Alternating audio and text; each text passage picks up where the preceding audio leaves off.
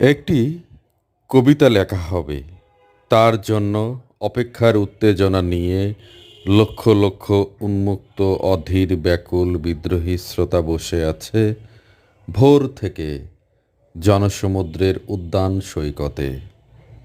কখন আসবে কবি?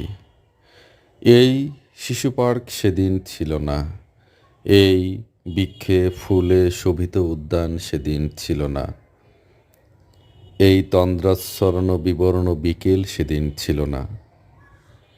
তাহলে কেমন ছিল সেদিনের সেই বিকেল বেলাটি? কেমন ছিল শিশু পার্কে, বেঞ্চে, বৃক্ষে, ফুলের বাগানে ঢেকে দেওয়া এই ঢাকার হৃদয় মাঠখানি? জানি সেদিনের সব স্মৃতি মুছে দিতে হয়েছে উদ্যত কালো হাত। তাই দেখি কবিহীন এই বিমুখ প্রান্তরে আজ কবির বিরুদ্ধে কবি, মাঠের বিরুদ্ধে মাঠ, বিকেলের বিরুদ্ধে বিকেল, উদ্যানের বিরুদ্ধে উদ্যান, মার্চের বিরুদ্ধে মার্চ। হে অনাগত শিশু, হে আগামী দিনের কবি, শিশু পার্কের রঙিন দোলনায় দোল খেতে খেতে তুমি একদিন সব জানতে পারবে।